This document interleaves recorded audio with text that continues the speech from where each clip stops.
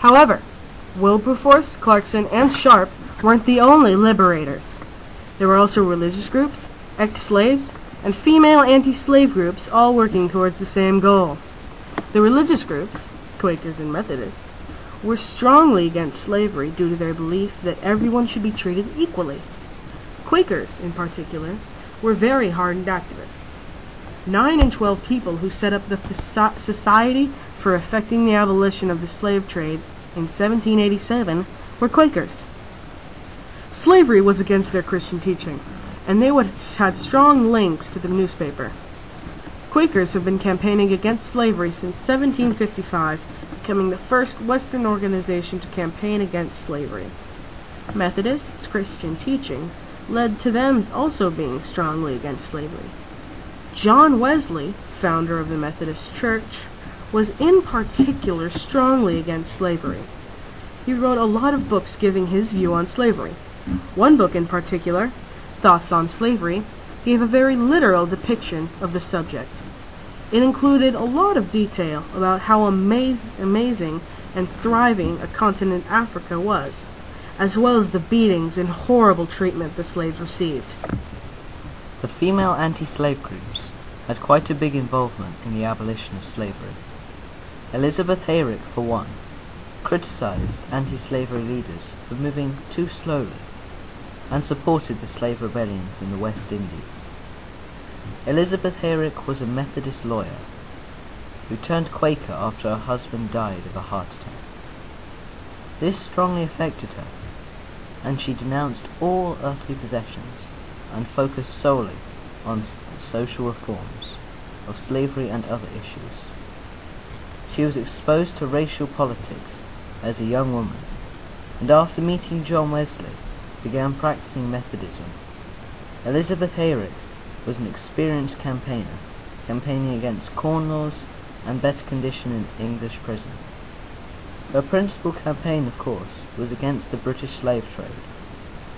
She was a strong supporter for complete, immediate abolishment for enslaved Africans in British West Indies, and in 1824 she published a pamphlet entitled Immediate, Not Gradual, Abolition, which proved to be a great influence on encouraging the public to abolish slavery. Elizabeth Hayrick proved to be a great influence on the abolition of the slave trade, even though leading campaigners, including William Wilberforce himself, were against women being involved. The Society for the Abolition of the Slave Trade was created to be with exclusive male leadership and organization. However, at least 10% of the supporters and subscribers were women, and sometimes funded a quarter of the Society's financial support. Elizabeth Hayrick played an important role in the slave trade abolishment. She attempted to hit the profits of plantation workers by organizing sugar boycotts.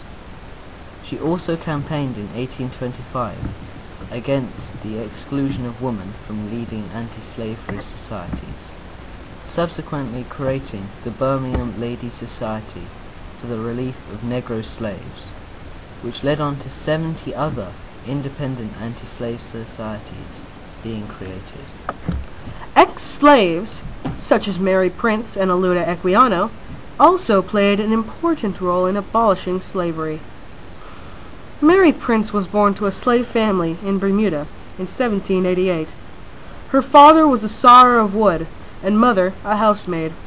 However, when she was young, her mother's owner died, and Mary and her mother were sold. She never took the cruelties of slavery easily, and was often flogged. As a final punishment, she was again sold to work in the grueling salt fields. She was again sold in 1826. She married David James, a former ex-slave. However, she was severely beaten because of this. In 1828, she was taken as a slave to London, and although slavery was illegal there, she had no other means of separating herself. However, she met Thomas Pringle, an abolitionist talented writer, and who would also influence Elizabeth Hyrick.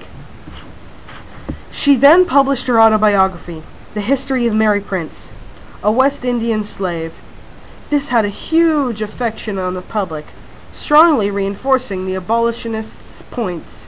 Remember, all this happened after 1807, so the horrors of the slavery continued. Olaudah Equiano was born in 1745 in a region then called Asaka, near the river Niger.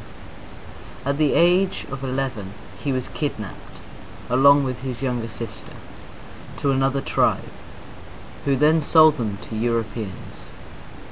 He worked for a naval officer during the 7 Years' War, so when he was sold to plantations, his seamanship and literacy skills made him overqualified. Equiano had also been baptized as a Christian, and was purchased by a Quaker merchant, who taught him to fluently read and write. Equiano then travelled to London.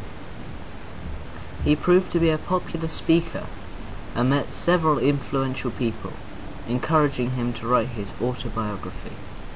It was published in 1789, and the vivid images created by the truth greatly influenced people against slavery. Also, his exposure of the ship Zong, that threw 133 people overboard to collect insurance money, hugely shocked people as they began to realize the true cruelty of slavery. Equiano unfortunately never lived to see 1807 and the abolishment of the slave trade, dying in 1797. However, Equiano played one of the most prominent roles in abolishing the slave trade. This goes to show how you cannot just give credit to 3 men when so many others worked restlessly and endured endless pain for the same cause.